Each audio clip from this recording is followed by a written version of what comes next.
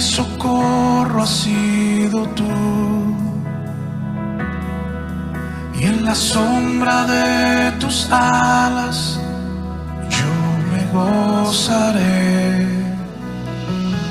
Mi alma está pegada a ti, porque tu diestra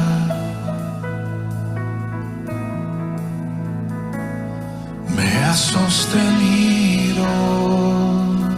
Oh, tu diestra me ha sostenido.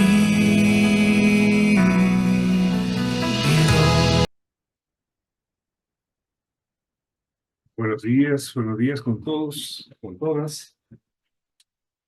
Que esta mañana, este tiempo devocional sea de aprendizaje y de bendición para todos nosotros. Estamos en una serie de devocionales en los cuales queremos reflexionar respecto a la forma en que el ayuno nos permite obtener victorias, ¿no? Empezamos con Josafat, luego Nehemías. Está cruzando con el ayuno propósito de Esther. Y luego ahora queremos hablar de Esther, de la reina Esther. Es un pasaje bastante conocido, sin embargo es muy interesante ver los elementos que componen ese ayuno y el impacto que tiene, ¿no? Entonces vamos a básicamente pasear por todo el libro de Esther, eh, recogiendo algunos de los pasajes más importantes que nos permitan comprender esta, esta historia tan bonita, ¿no? Recuerden ustedes que hay un remanente de Israel que está cautivo en Babilonia. Y esta escena de Esther ocurre durante el reinado del rey Asuero. Para poner brevemente en contexto, porque es importante seguir los detalles de la historia, eh, ¿se acuerdan de Mardoqueo, el tío de Esther? Y Amán es una de las personas que detesta profundamente al pueblo judío y diseña una acción e induce al rey Asuero a una acción que implica el eliminar a todo el pueblo de Israel, ¿no?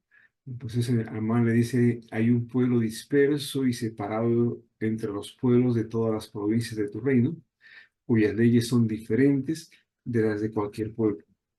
Ellos no observan las leyes del rey y el rey no tiene ventaja de dejarlos vivir. Si el rey le parece bien, que se decrete por escrito que se los destruya. Y yo pesaré en manos de los administradores de las obras públicas 330.000 kilos de plata que serán traídos a los tesoros del rey.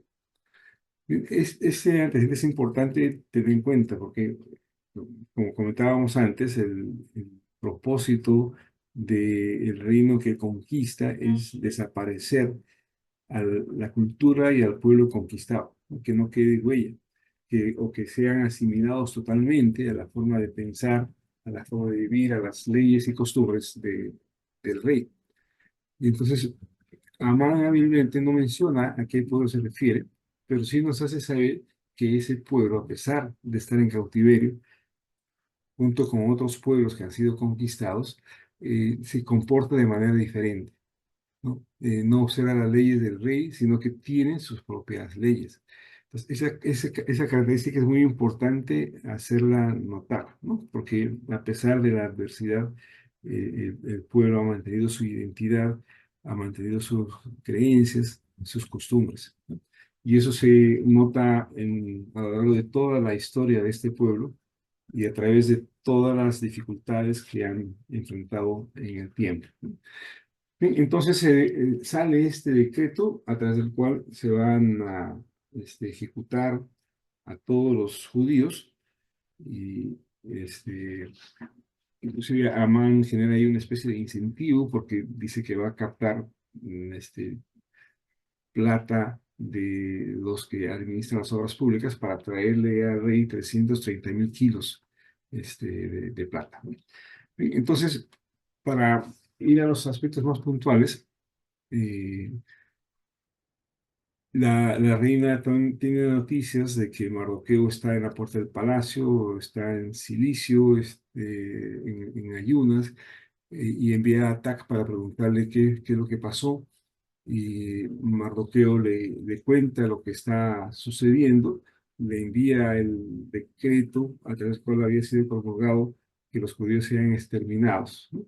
Y el propósito de Mardoqueo al enviar este mensaje es que Esther fuera al rey para suplicarle e interceder por su pueblo. La reina Esther recibe ese mensaje y le responde diciendo que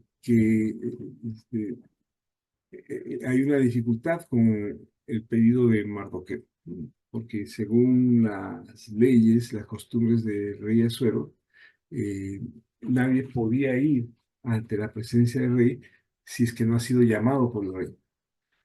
Y aquel que se atreve a ir a la presencia del rey solamente tiene una sentencia, que es la muerte. Excepto que cuando esta persona se esté frente a la presencia del rey, éste le extienda el cetro de oro para que viva, ¿no? Entonces le está diciendo a Esther, si yo no he sido llamada y no está planificado que sea llamada en el rango de los próximos 30 días, entonces le está diciendo, no, no puedo ayudarte, no, no puedo hablar e interceder al rey por ti. Eh, Mardoqueo recibe la respuesta y es también muy interesante la forma como Mardoqueo responde a Esther. Le dice, no te hagas ilusión de que porque estás en el palacio del rey serás la única de todos los judíos que ha de escapar. Si te quedas callada en este tiempo, el alivio y la liberación de los judíos surgirán de otro lugar, pero tú y la casa de tu padre perecerán. Y quién sabe si para un tiempo como este has llegado al reino. Nuevamente nos detenemos en todo esto porque esta idea de pueblo, de unidad en torno a sus creencias, a sus costumbres, es importante resaltarla porque es un símil de lo que viene a ser la iglesia y de lo que la iglesia debería desarrollar con este sentido de pertenencia, ¿no? Entonces, lo que está diciendo en otras palabras Mardoqueo a, a Esther es que ella no se siente en un lugar privilegiado por el hecho de ser la esposa del rey. Porque si el decreto es matar a todos los judíos, entonces alguien va a ejecutar ese decreto también sobre ella, ¿no? Por lo tanto, no está libre de pena. Que no se sienta como una persona distinta de los demás, ¿no? Es importante que nosotros reflexionemos respecto a eso, ¿no? O sea, que tengamos nosotros ese sentido de unión, de pertenencia, ¿no? De que lo que le pasa a los demás me está pasando a mí, que no soy una persona que por alguna situación económica o política me siento distinto, separado de los demás, que allá los demás con sus problemas, yo me ocupo de los míos. Ese tipo de ideas individualistas, pues lo que hacen es debilitar esa noción de pueblo y de unidad que refleja Mardoqueo, ¿no? Entonces, esa es la primera parte de la respuesta. Eh, la segunda parte es muy importante porque le está diciendo a ella, si tú no intervienes para interceder por tu pueblo, Dios va a encontrar otra manera de salvar a su pueblo. Pues esta frase también es muy, muy potente, ¿no? Porque Mardoqueo está expresando su confianza en Dios, que las soluciones vienen de Dios. Y precisamente la razón de ser del ayuno es recordar ese concepto, esa idea, reforzar en nuestro corazón esa fe en que el Señor siempre va a encontrar una forma de sacar a su pueblo, porque es su pueblo, porque le pertenecemos. ¿no? Y la tercera frase que también es muy importante dice, ¿y quién sabe si para un tiempo como este has llegado al reino? Lo que le está diciendo a ella es, medita, porque Dios te ha puesto en ese lugar. Eres la reina, eres la esposa del rey. Y a su vez eres ciudadana judía. Entonces Dios tiene un propósito por el cual Él te ha puesto en ese lugar. Por lo tanto, medita que a lo mejor el que estés tú en ese lugar ha sido diseñado por Dios para que puedas salvar a tu pueblo. Ese es otro pensamiento muy potente que también nosotros tenemos que desarrollar. En el lugar en el cual estamos, en las circunstancias que enfrentamos, el Señor nos ha puesto allí con un propósito. Por lo tanto, tenemos que estar atentos a responder y a hacer lo que corresponda en esa situación en la cual cada uno de nosotros está. Bien, entonces, esta respuesta de Mardoqueo tiene tres ideas muy fuertes en las cuales tenemos que afianzarnos también nosotros como pueblo de Dios. El sentido de pertenencia, el sentido de propósito es fundamental para poder dirigirnos a Dios en un tiempo de ayuno, en un tiempo de oración. Entonces Esther reacciona y le vuelve a mandar el mensaje. Dice, ve, reúne a todos los judíos que se hallan en Susa y ayunen por mí. No coman ni beban en 3 días, ni de noche ni de día. Yo también ayunaré con mis damas e iré así a rey, aunque no sea conforme a la ley, y si perezco, que perezca. Entonces, el mensaje de Mardoqueo ha tocado las fibras del corazón de Esther y ella reacciona como corresponde, ¿no? Pero lo primero que pide es que Mardoqueo y todo el pueblo ayunen, que tengan 3 días de ayuno, que no coman ni beban ni de noche ni de día.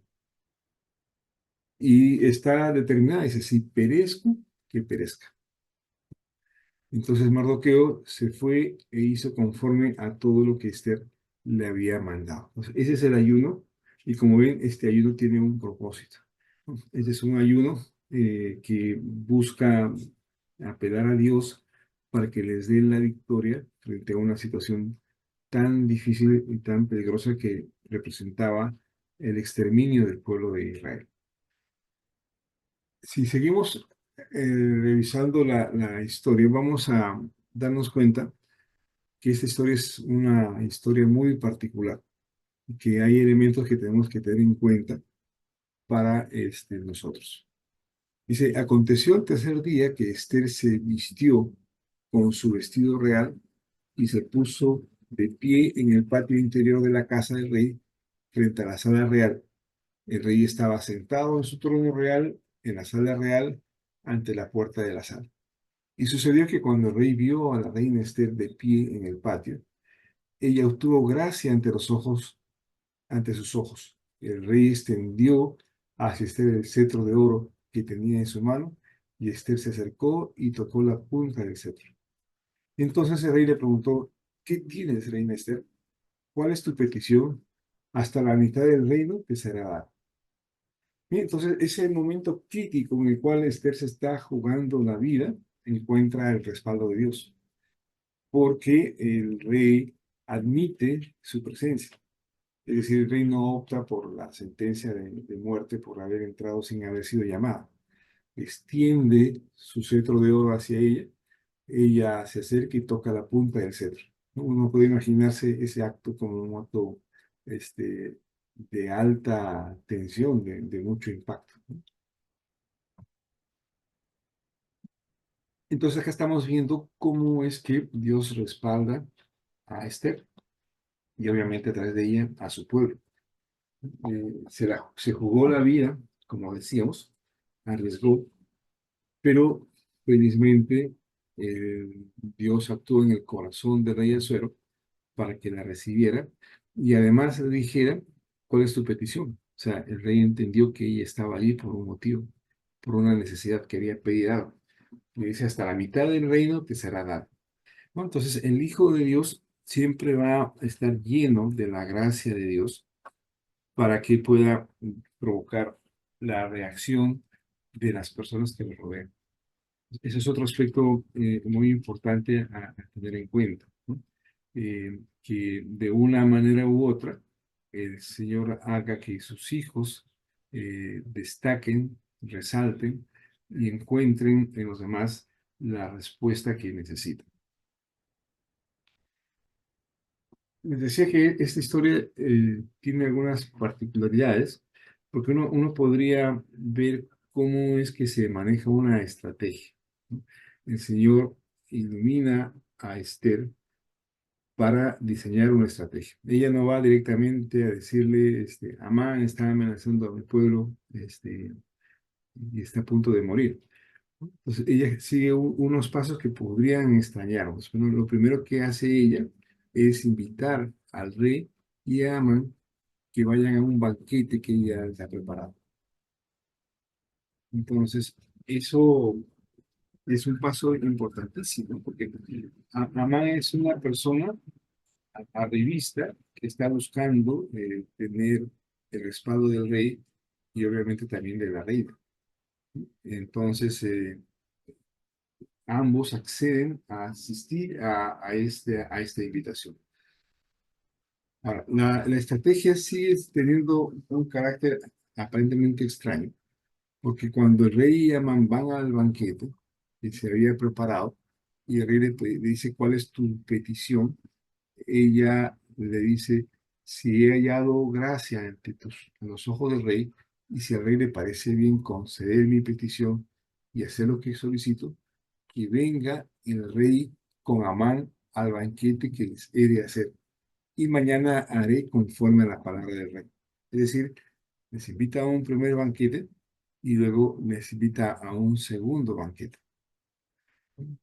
Parece ser que Esther está muy adiestrada en los asuntos de la política, en los tratos que tienen que tenerse con el rey o con las autoridades, y está actuando de una manera estratégica, ¿no? Como decía, pude haber sido directa y hacer su petición, pero ella sabía que de esa manera no iba a poder conseguir lo que buscaba. Entonces sigue esos dos pasos. Entre el primer banquete y el segundo banquete, entonces vamos a ver un espacio a través del cual Dios actúa. ¿Y de qué manera actúa? Nuevamente, como hemos visto en los otros ejemplos de Josafat y de Nehemías, Dios actúa sobre el enemigo. Recordemos siempre eso, Él pelea nuestras batallas.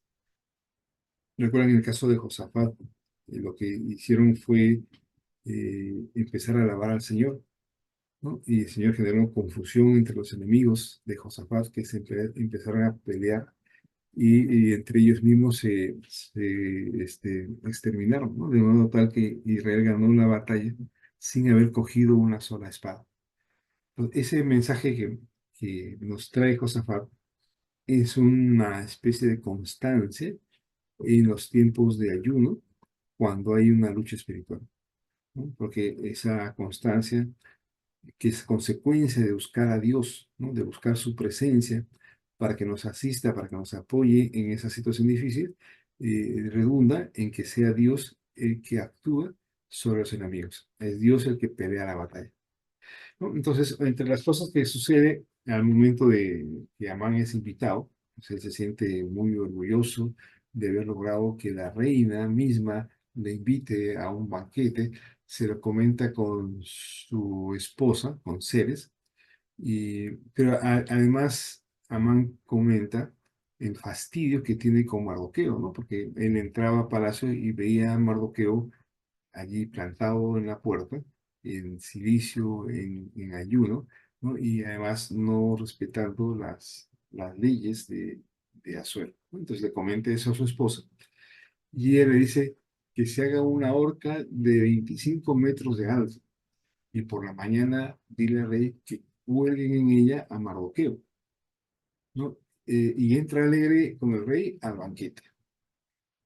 Entonces, acá hay que tener en cuenta muchos detalles, ¿no? O sea, primero, el Ceres le está sugiriendo una forma de acabar con Mardoqueo.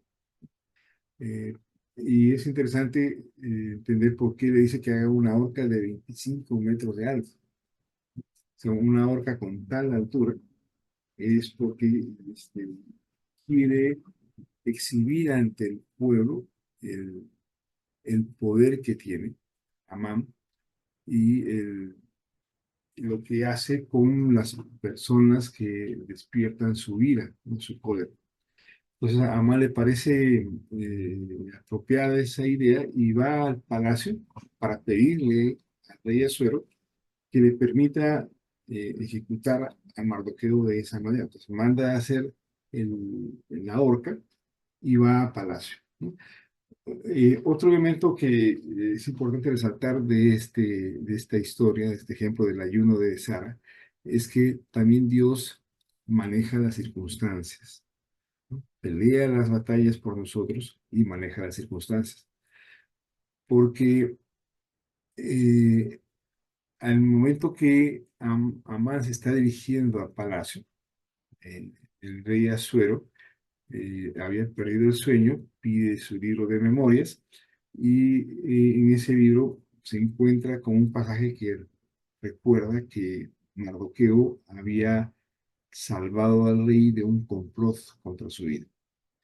Entonces Asuero pregunta, ¿y de qué manera se compensó a Mardoqueo por lo que había hecho? Y su gente dice, bueno, no se le ha mostrado ninguna señal de recompensa o de reconocimiento.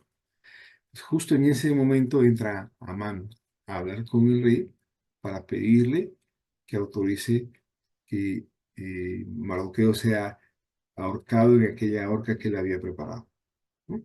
Entonces, ni bien entra Amán, el rey le recibe con una pregunta. Dice, ¿qué se hará al hombre a quien el rey desea honrar? ¿No? O sea, Azuero le está pidiendo a Amán que le sugiera de qué manera podría honrar a una persona y no le dice el nombre. Entonces, Amán, y eso es parte también de la debilidad del enemigo, está muy ensoberbecido con su momento de gloria y dice para sí mismo que quizás lo que está pensando el rey Asuero es cómo honrarlo a él. Entonces, desde ese corazón vanidoso y orgulloso, se imagina una forma destacada de ser honrado, ¿no? Entonces le dice que esa persona tome las vestiduras reales y que vestido de esa manera vaya en el caballo del rey, cabalgando por la ciudad, puesto con una corona real sobre su cabeza, y que alguien, una persona notable, vaya adelante, jalando el caballo y anunciando a todo el mundo, así se hace con el hombre a quien el rey desea honrar, ¿no? Entonces, él diseña todo este reconocimiento pensando que es para sí mismo, que a quien quiere honrar el rey es a Amán, y no se da cuenta que a quien tiene el rey en mente es a Mardoqueo, ¿no? Entonces, al rey le parece bien este reconocimiento, ¿no? Ustedes pueden imaginarse lo que significa ir vestido de rey, con la corona del rey, en el caballo del rey, y que alguien va proclamando a toda la gente cómo es que el rey que está honrando a una persona, ¿no? Entonces, a eso me refiero cómo Dios maneja las circunstancias, ¿no? Cómo van coincidiendo las cosas para que esta situación de crisis se voltee a favor del pueblo de Israel, ¿no? Algo que está construyéndose en contra del pueblo, se vuelva a favor de él. Algo que está construyéndose en contra de un miembro de ese pueblo, algo que se está construyendo en contra de un hijo de Dios, se vuelva a favor de ese hijo de Dios, ¿no? Entonces, eso es uno de los alcances que tiene el ayuno. Eh, Bueno, estamos acortando la historia. Llegan bueno, Mardoqueo es honrado de la manera como había diseñado Amón, y el rey le pide a Amón que sea el que vaya delante de Mardoqueo anunciando al pueblo que Mardoqueo está siendo honrado, reconocido por el rey. Entonces, fíjense cómo se revierte la figura, como les explicaba hace un momento. Entonces, Amón tiene que, como dice como se dice criollamente, comerse el sapo de su orgullo y ser el instrumento que honra a Mardoqueo.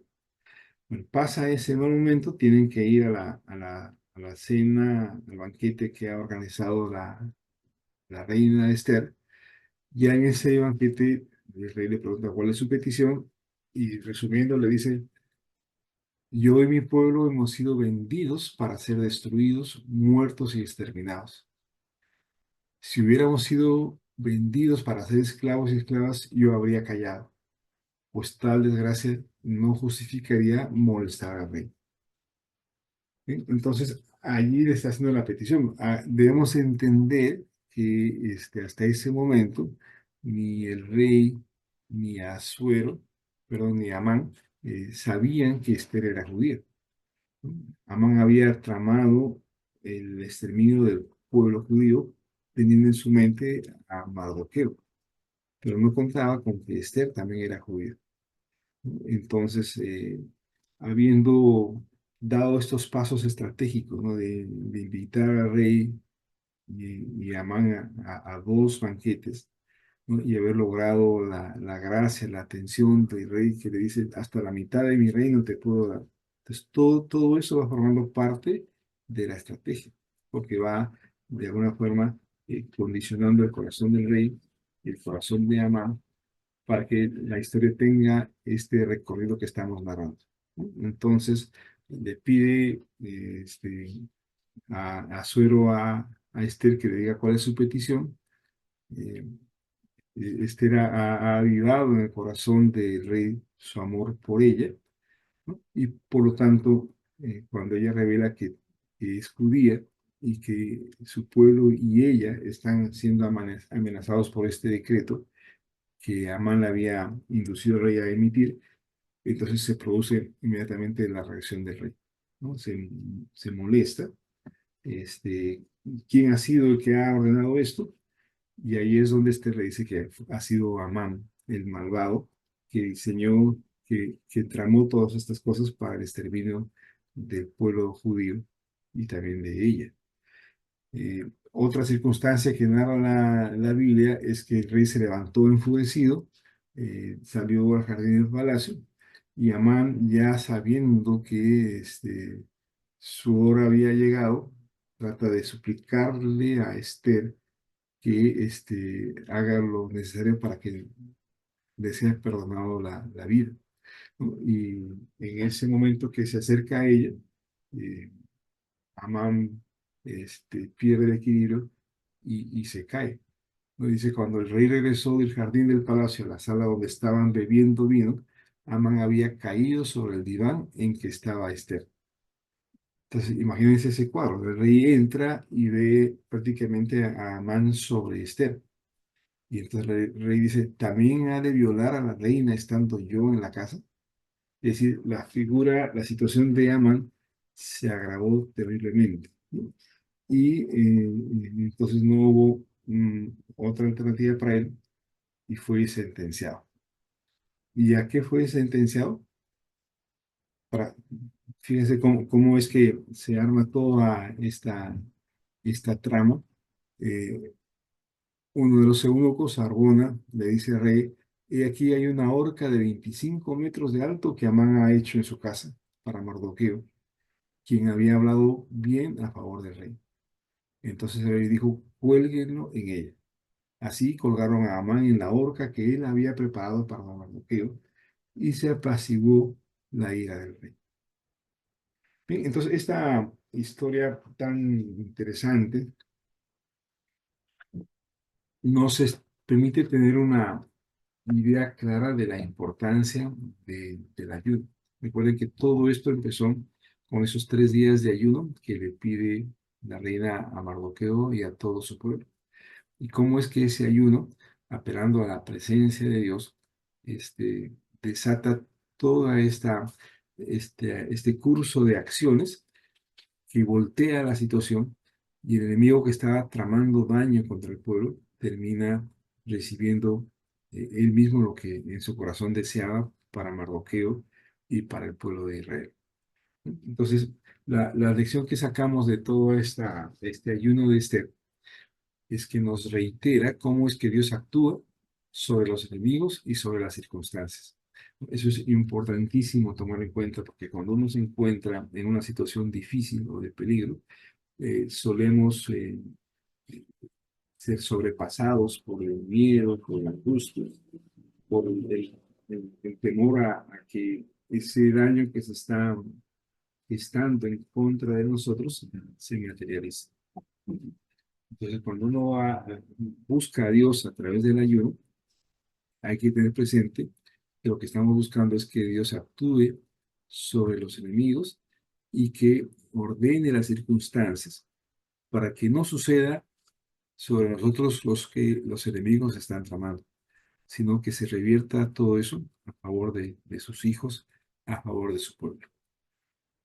El segundo elemento que destaca el caso de Esther es la importancia de la identidad, de la pertenencia y del propósito. O sea, fue clave en el éxito de Esther que ella se manifestara como judía, que revelara su identidad, ¿no?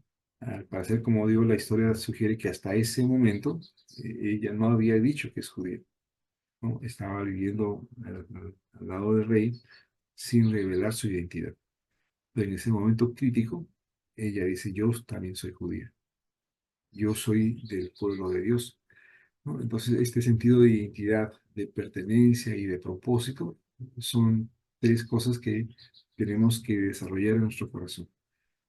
Ya con relación al pueblo de Dios, con relación a la iglesia, yo soy hijo de Dios, yo pertenezco al cuerpo de Dios y en ese cuerpo Dios tiene un propósito para mí, algo que yo tengo que realizar en estas circunstancias. Entonces, esos elementos es importante que los tengamos presentes en su conjunto, ¿sí?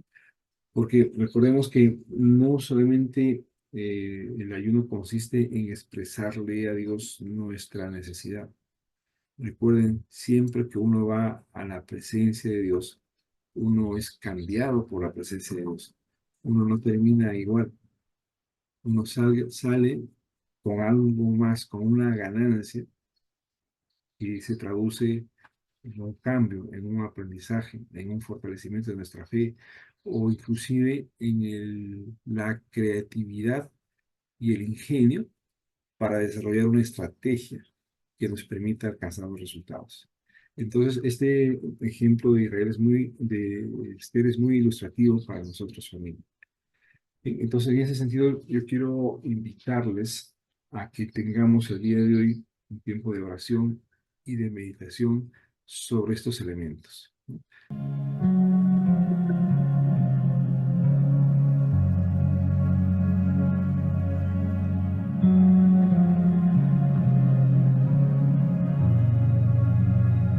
Tenemos hambre de ti, Cristo. Hemos visto y probado tu bondad. Tan sedientos de tu presencia, desesperados por tu espíritu. Hoy anhelamos más de ti, Jesús. Respirar del cielo, llénanos, llénanos. Desciende como lluvia, inúndanos, inúndanos. Derrama tu espíritu, Jesús, como prometiste. Jesús.